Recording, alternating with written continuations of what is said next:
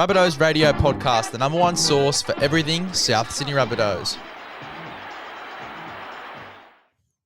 Welcome to another edition of Rabbitohs Radio. My name is Grant Chappell, joined by my loyal co-host and friend, Darren Brownie Brown, and Big Les from the Big Les Rugby League podcast. What's going on, boys? Not too much, chaps. Team list Tuesday. Looking forward to this game against the Dolphins on Thursday night. Big match. Yeah, just finished working hard, hardly working. Ready to talk some South Sydney. It's going to be a big game for us. He's getting flogged, Big Les there. They've got him working 9 to 5, working for the man, but that's all right. Yeah, everyone's got to work out there in the real world. This podcasting gig don't pay nothing, really, does it? Not too much, chaps. We've got some great sponsors that support us to the hilt, but some big prizes coming up too, chaps. We'll have a talk about very shortly. There's a few exciting things coming up. Obviously, we've got the site pizza giveaway again. Paul McGarry won it last week. We've got a pretty tough one this week. Yeah, I had to make it very tough. You guys get it in the first 5 seconds, so I had to make it a little bit harder this week. Apologies. This one ain't going to be an easy one. And obviously, you win a $100 voucher down to Site Pizza at Little Bay, Pagewood, and the Maddo Hotel. And if you want to go down to watch the South game at Maddo Hotel this week, there's going to be a bit of a shout at the bar from Young Henry's beer. So they're going to have a couple of free Young Henry's beers. Might be from the first try scored or something like that. So get down there and get yourself a beer. I think they're pretty cheap anyway when the Rabbitohs are on.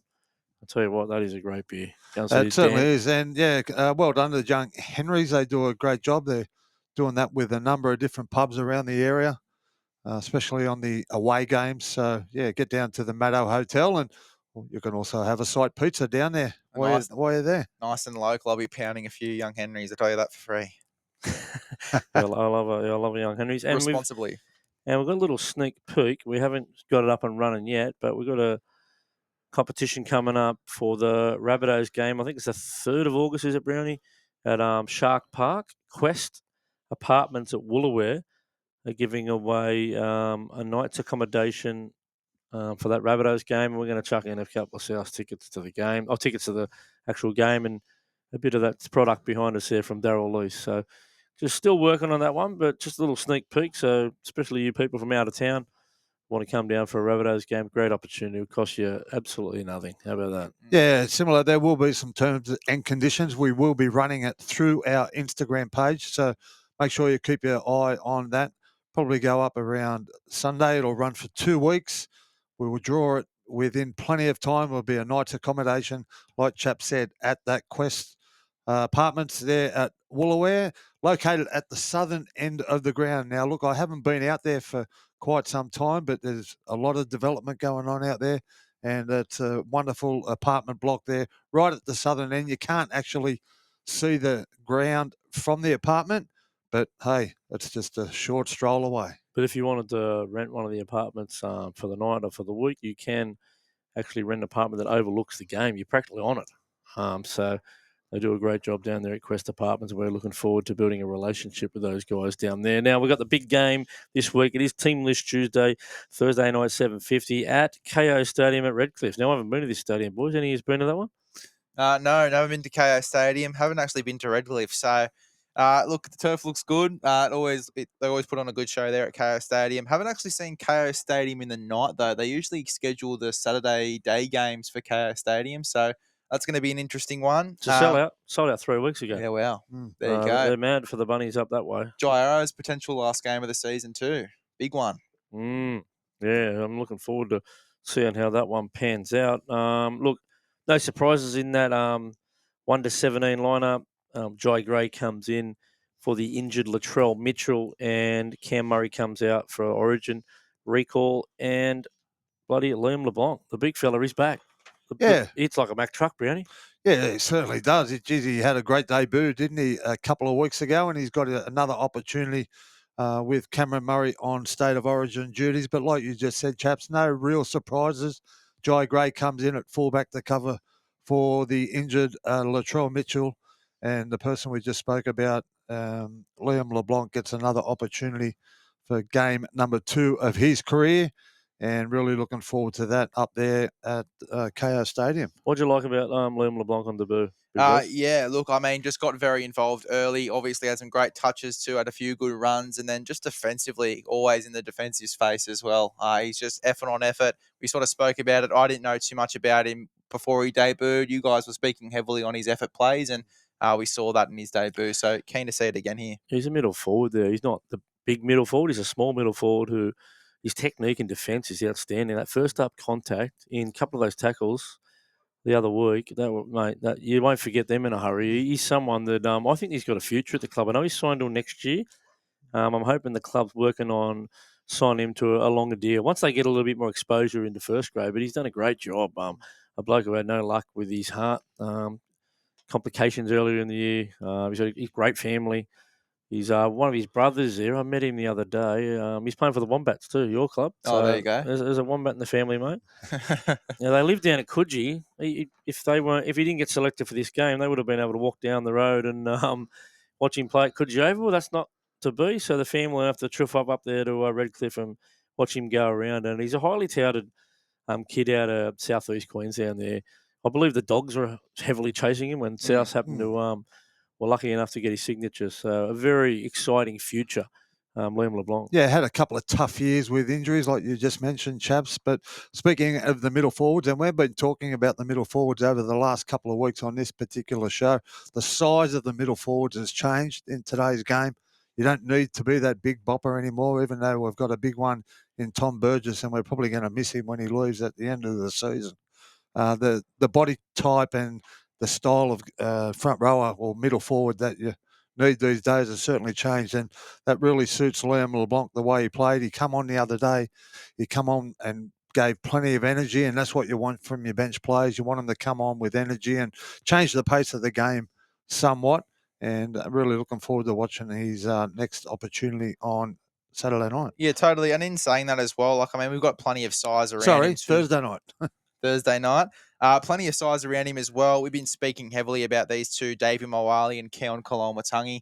I'm hoping for a big game from these two, especially against the starting pack of Tavita Pangai Jr., Jesse Bromwich, obviously in there, Kenny at 13, who is a bit expansive as well, got a bit of a short kicking game on him. So looking forward to this forward battle. I think it's going to be one of the better battles of the night. Oh, it certainly is. I mean, Davey, even though his stats didn't stand out anything unbelievable last week, he's starting to hurt people in defence. Yeah. And the two blokes held a bloke up in a tackle. He come across from right to left and really dropped the shoulder into the bloke. And he's starting to realise how big and strong this bloke is. And he's only going to get better week in, week out. I'm looking forward, to the forward battle. We can have a look on the other side of the fence there. And look, you got Jesse Bromwich, Tavita Pangai Jr., interesting one. He's only been back in the game for a few weeks, but Wayne must like what he's seen. He's in the starting lineup, Big Les. Well, he's in that. Sorry, mate. He's in that starting lineup because there's been a couple of injuries for the Dolphins. They got Jeremy Marshall King, who is out injured, and I think it might be Kafusi. Yeah, Kafusi's playing State of Origin, so he's out. And he's been thrown front row, hasn't he? In this Dolphins side, which is probably a role we haven't seen too much of. Not at the Storm anyway. He was a strike edge back rower. He used to really belt blokes, didn't he? Yeah, interesting. You got the experience of the two Bromwich brothers. Connelly Alemu. I like the look of him. He's had some pretty exciting games this year. Well, he was a outside back to start his career at North Queensland. He started his career on the wing, played all on the wing throughout the juniors, put on a few kilos, and the Cowboys were like, nah, mate, we'll give you to the Dolphins. He comes over and he's probably had one of the better first seasons, obviously, when the Dolphins in their first year. He was one of the better back rowers and one of the informed back rowers too, but has had a little bit of a slower start to this year, but yeah, definitely a player there. He's been outstanding over the past few weeks. Ewan Aiken as well. Same, started in the centres, in the wing. He's worked his way into the back row. Oh, such a good player, though. You talked about effort areas. You talked about Liam LeBlanc and his effort. I mean, this guy is just effort on effort, and it's great to have that speed in the back row too, especially with those solid hole runners, especially when you've got a bit of speed in that back row as well. It's so good to have. Good to have. Interesting, Brownie. Sean O'Sullivan, a noted halfback, a specialist halfback, put him in jumper number 17. I'm not sure how that's going to play out that hooker. one. It'll be hooker. He'll come in as hooker, huh? Yeah, to back up Pluffy. Yeah. He's played a bit of hooker before. Pluffy's obviously more of a halfback. He came through in the halves. Been playing a bit of 13 as well, hasn't he? Yeah, and he's been super tough in that role too. But he obviously jumped into 9 when they had a few sin binnings in their previous game, and obviously they didn't have too much choice. Jeremy Marshall-King did the old Liz Frank, and he came off the field.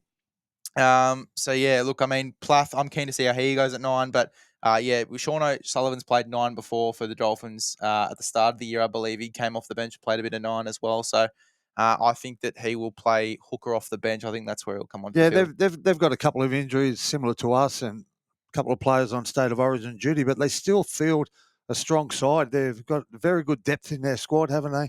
That's Wayne Bennett, probably brains behind all that, but yeah, a really strong side. But similar to us, we've got a couple of players coming back as well, chaps. Billy, I see there is on the bench. It'll be his first game back in a while. Yeah, it'll be interesting to see what happens there with Havili. I'm going to go down on the captain's run tomorrow. The warm-up's on about 10 o'clock, so if any of you listeners out there want to get down there and have a look at the boys before they head up to the airport there and shoot up to Brisbane for that big match on Thursday night. I don't know what you guys have heard at training, but I think there's a few rumours around Fox that Havili's going to jump into the 14 and Pistol Pete's going to play some cup this weekend. Well, there you go. Well, the big fella has Benny's back Big there a Les few is times new. and Got the mail. he's played a bit of hooker there, so that's interesting. Fletcher Myers, the new outside back centre there, who's coming off a hat trick. Look, he'll be looking to push his claims in the New South Wales Cup this week over the next fortnight to try and get a start out in the outside backs. But geez, how could you drop Richie Kenner and Tano Milne? What they've done, Brownie? Chaps. Over the past couple of weeks, they've been in some really, really good form. Their carries are strong. They've been coming up with some really, really good defence, and yeah, they've probably been our best players over the last couple of weeks. Yeah, no doubt about it. Yeah, we're really looking forward to this clash up there. Look, we've won 5 on the trot. We've collected points in 7 straight weeks. That's 14 points over the last 7 weeks. We're looking to continue that trend. Going forward there. Anything else on that one, boys? Well, we need to, don't we, chaps? If we want to make a play for the semi-finals, I know Benny Hornby says in the press conferences every week they're not looking too far ahead, and it's only one game at a time. But we really need to win our next 3 games, especially towards the back end of the season. That way, it gives you a little bit of comfort come the back end of the season when our draw gets a little bit harder. Yeah, just a quick shout out to Jason Demetrio. It looks like he'll be snatching onto that Papua New Guinean coaching job too. Former coach of ours. Great to see that he's got another opportunity. He's always good to me and Brownie, wasn't he? He's a good fella. So he's doing a good job there on Triple M. Well, he's speaking about what Ben Hornby's been saying. Well, they're all on the same page there because Cody Walker at the press conference today at the NAIDOC celebrations up there at the Heffron High Performance Centre. Well done to South, by the way. Just the way they engage with their fans and their members. They had a Members' Day a few weeks ago. Thousands of people walked through the joint. Today was phenomenal. The amount of kids that went up there and took part in the activities. My daughter and her buddies went up there and they had a great time. They had all sorts of rides and jumping castles and whatnot, and plenty of opportunities to engage with their heroes and stuff like that. Well done to the South Sydney Rabbitohs again. We do it better than anyone in the league. Just looking over at the pathways this week, brought to you by the Juniors, proud sponsors of Rabbitohs Radio Podcast since day one, 5 years in the making there. Just some of those, we'll just touch on some of those A-grade results over the weekend. George Burgess led Southeastern Seagulls, beat the Dolphins 16-6, and Georgie had a fair game. I think he wasn't huge stints out there, but I reckon defensively he was pretty strong. Yeah, I didn't actually get to see any of the games. I was working over the weekend, but yeah, it's good to have him back playing in the A grade, and there's a couple other former South Sydney players playing around the traps as well. Well, Jackson Garlick made his debut as well. Sean Garlick, one of Sean Garlick's young blokes there, played with Georgie Burgess, so they're getting better every week, and to concede only 6 points to the Coogee Dolphins, they've done a good job. The Rovers, they're the competition leaders at the moment. Brownie's young bloke plays for them. They beat the Wombats. Sorry to get this result out to you, mate. They've beaten the Wombats there, 32 points to 10 on Old Boys Day. I went up to the club there to the Bobcat and Rat Bar, which is a couple of real legends of the Wombats. And I had a couple of beers up there and had a chat to a few of the old legends. That Marcel and Fields there?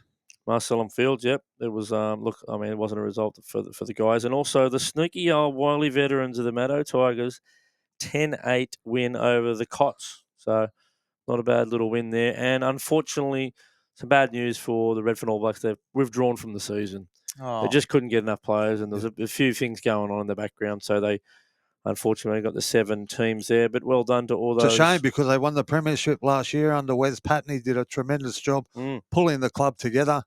Were in the grand final in the A reserves, won the A grade, like I just said. But yeah, it's a shame that they cannot continue. And a number of them players have gone on to other A grades, and that's made them a little bit stronger as well. Yeah. Now, Coogee Oval, look, just Coogie's a great place to go down for a beer. There's plenty of good watering holes down there. You've got Coogee Bay Hotel's been a mainstay down there. There's the pavilion, Little Jack Horner on the corner. That's not a bad spot for just a little quiet beer and a bit of music in the corner. They're going to host the Mario Fennick Cup, named after the great Mario Fennick, one of the toughest players, one of your old teammates, Brownie, to play the game. They're going to play the North Sydney Bears down there at Coogee Oval. Brownie, tell us a bit about Mario, mate. Obviously playing with him back in the day. Yeah, well, Mario played with his heart on his sleeve. A local junior from the Mascot Football Club, the team that we're just talking about. Yeah, and like you said, chaps, as tough as nails. Gave everything every time he pulled on that jersey. Played a little bit of representative footy for the state. Played at a couple of other different clubs, but yeah, South Sydney was his home. And yeah, it was an honour to play with Mario.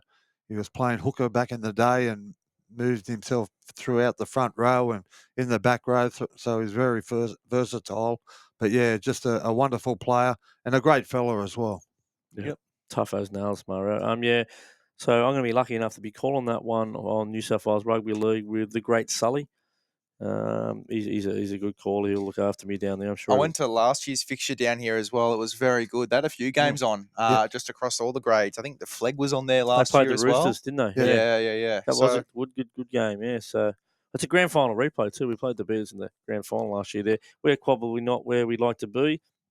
We've used 53 players in that grade, which is astonishing how many players they've used. And looks like grand final hero Brock Gray's come back, Brownie, and speaking of Joey O'Callaghan the other week, he said, we're just lacking a bit of size in the middle there, that real big punishing forward down the middle. And Brock Gray, who wasn't far off a selection in first grade when Matt French debuted against the Dragons, he'll be a big welcome return. Isaac Tuitupu Thompson, the big tall winger, coming back. And Liam Tahau, just keep an eye on him. He's been playing some bloody good football the last few weeks. A couple of try savers, scored some real handy tries, Brown. He's in our top 30. Yeah, he certainly is, chaps. And we've been speaking about Leon for a couple of years now. He's another one like Liam LeBlanc, who's had a couple of injuries over the last couple of seasons, but he's starting to hit his form over the last couple of weeks. And yeah, it'd be interesting to see how he goes on the weekend. But get down to Coogee Oval, like you just said, it was on again. It was on last year. And I'm sure Mario Fennick will make an appearance down there as well. Beers and pies, mate. They've got Young Henry's on and Garlo's pies. So that doesn't say more in South Sydney than that. Beautiful combination, mate. Beautiful combination. You talked about Brock Gray. I think that he's not far off at all. Obviously, depending on how well he comes back, you mentioned that he was very close to first grade when Matt French came in and debuted. I think that give him at least 4 weeks, there could be a chance you see him on the bench, depending on if Jye obviously sits out the rest of the year and there's a spot that opens up, and how Liam LeBlanc goes over the next few weeks as well, if he does continue to get a spot in this rotation. But he's a big body and he's very consistent. Holds the footy a lot. Hasn't got a lot of errors in him. Good defender too. Can get up off the deck pretty good quick for a big man. So he's going to be a huge addition for Joey O'Callaghan. Talk about quick for a big man. When he breaks the line, it's very hard to stop. Very hard to stop because he's got a good offload on him as well. Big Brock Gray. So. As I said, very close. Definitely one that you'll see over the next 5 weeks. I haven't quite looked at the teams from the Bears from this week. I believe Farlongo's playing. I think he's dropping back. I think he could be back. So he's a pretty scary prospect. But Jake Toby done a good job down there at the Bears at fullback. And Alan Fitzgibbon, the veteran winger, 4 tries on the weekend, 292 run meters. He's someone we're going to have to contend with on the weekend. Looking forward to calling that one. The game. He's a try-scoring machine, that Fitzgibbon. He's a freak. He's scored probably 4 tries last year as well, I think, in one of the games. But, yeah, he's always crossing over the try line. Remus Smith, another well-known name around the Melbourne Storm. He actually played his last couple of weeks in the New South Wales Cup team. He's too good to be in that grade, Brownie. Well, he's just coming back from injury, chaps, so that's what Bellamy likes to do. He likes to get a couple of games under their belt, and who knows if he plays again this week or not. Yeah. and Tippy's team coming off a tough loss there against the Eels. They're going to play the Storm side at Coogee Oval at 1 p.m. So if you get out there nice and early, you get a couple of games in, couple of tins of beer, and they've got Archie Donnelly back again. So looking forward to seeing little Archie Donnelly. They just wind him up. He goes all day, Archie. Tackling machine. Plays well above his weight. Looks like not too many changes in that back line there. Rowan McIntosh, the big fella. I think he could be a redhead, Rowan McIntosh. I think he went pretty good when I went out to Glebe this year to watch him. Yep. So, yeah, looking forward to seeing some of them boys run around. They've mixed up the halves again. They've got Marky Nosa in the 7, Carson Ko in the 6, because Jack Fieldy, he's on an 11-day stand down at the moment. He copped the HIA out there at Wentworthfield. Poor old Jackie Field, the son of Craig Field. And the Chaps women's... is all over it. Well, the women's are coming off a great win there, led by Maddie Studden. I spoke to the manager there, Belinda Reeves, on Saturday. She's been an official down there for Southeastern for many years, Belinda Reeves. She's now, I think she's a ground manager for the NRL. She just got a full-time job, so well done to you, Belinda. And she said she was very proud of her girls, and they look like a completely different side to the last year. Very professional, but we're coming up against a very tough side, the Bulldogs. As you know, Brownie, you've called a few games for the Bulldogs, lower grades for the women's. Yeah, they certainly are. They've got some great depth in their particular squad. And the girls, yeah, they're a really good side, aren't they?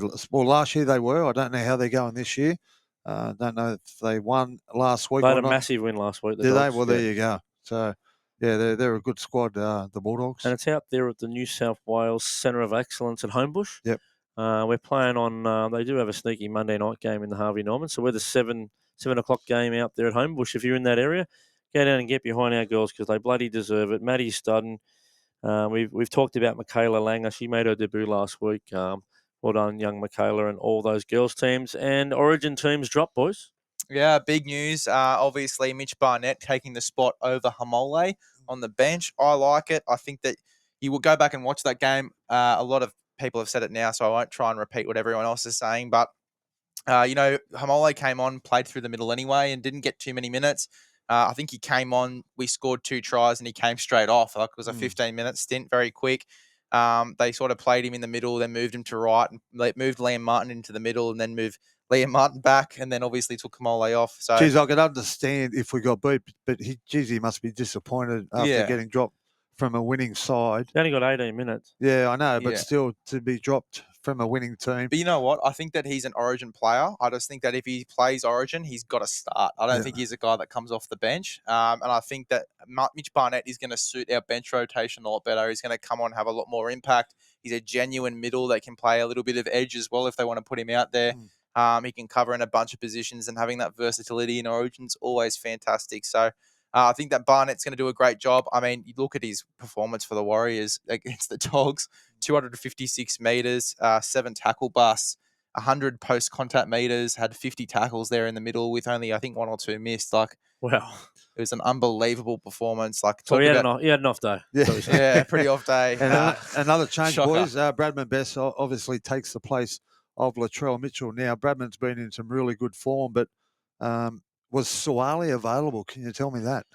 Yeah, he's available. He's available. But I think he just looked at what he did last year in game 3. I know it was a dead rubber, and he did have Katie Walker there putting it on a platter. But I thought he played a pretty good game last year, that Bradman Best. He didn't look out of place. He's a guy that's a big guy, but deceptively pretty quick.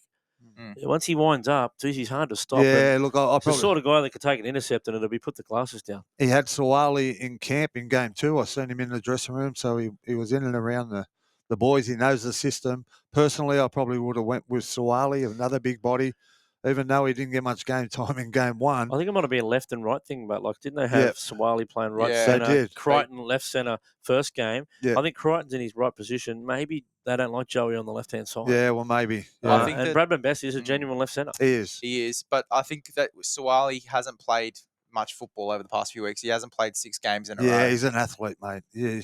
I know what you're saying, match fitness and stuff like that. But I think if he lost a winger, I'd bring Suwali in. I don't want him in the centre. Yeah. I think he's a great winger. I'll tell you this: there is a bit of doubt around Bradman Best. He's actually gone for scans on his hamstring.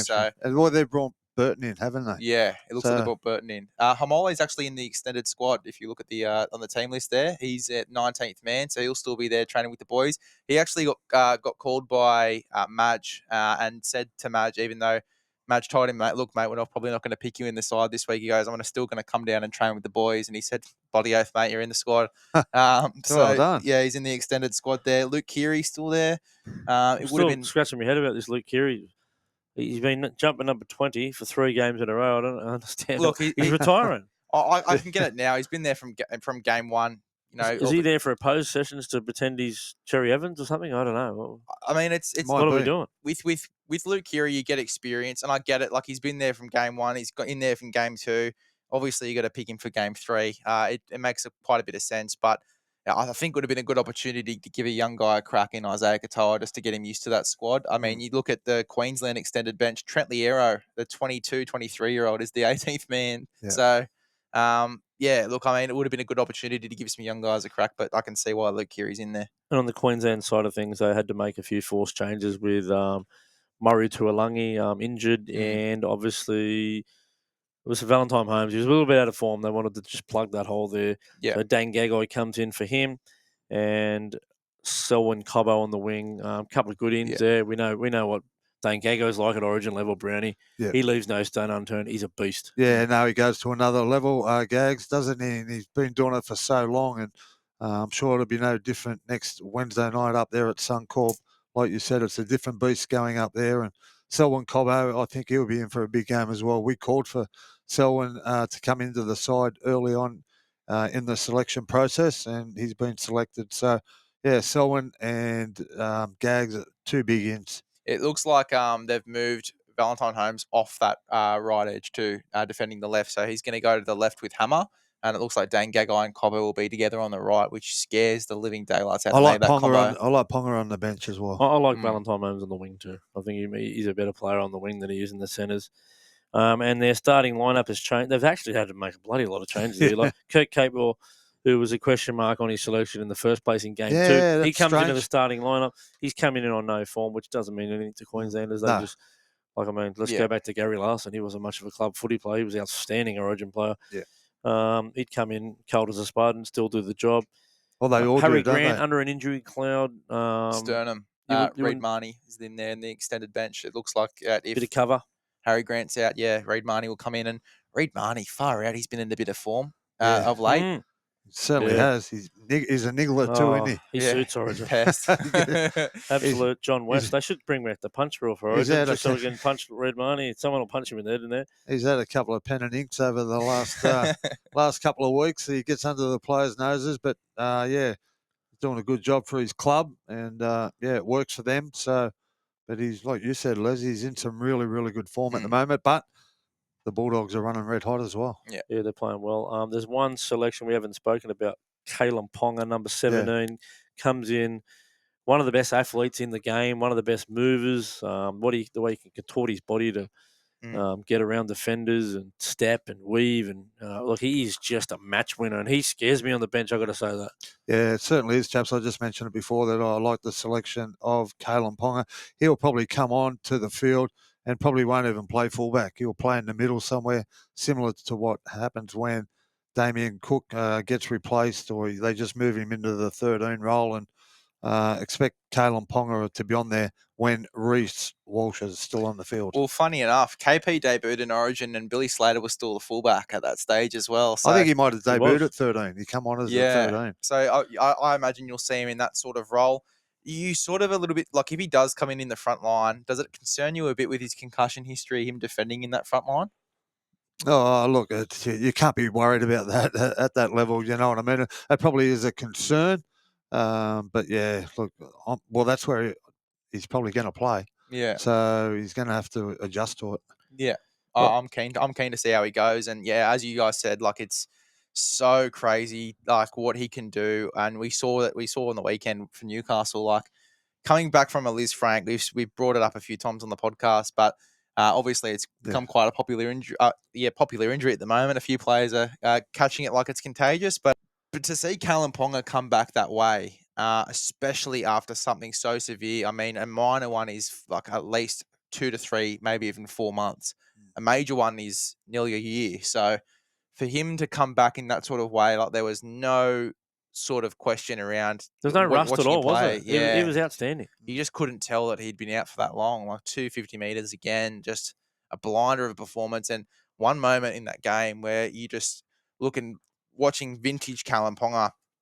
I don't know if you boys watched the game, but it was a particular set where they tried to force a dropout. He grabbed the ball, was standing backwards like this, does a massive step that way, hits back the other way, and just like continuous stepping, and then runs around with his speed, like runs around like 4 defenders and gets out of his in goal, runs about 20 meters. Like, Is he a chance to come on at fullback at some stage in this game? Because Reece Walsh's error count this year has been off the charts. No, but you actually look at the errors. There's a lot of errors, man. You look at the errors in his performance on the weekend for the Broncos. He only had one error, I think it was. So I think some of them are kicking out in the full. He's not going to be kicking in this game, but he had to jump into the halves, didn't he? At one stage when old mate went off. But if the game's in the balance, you want Reece Walsh out there, don't you? Yeah. And you want Callum Ponga out there as well. So 2 blokes light on their feet, especially if he's chasing points too. That's right, 100%. So you don't be surprised if they're both out there at the same time. I think Caleb Ponga will most likely come on in the back row, like on an edge. They'll chuck him on the left edge,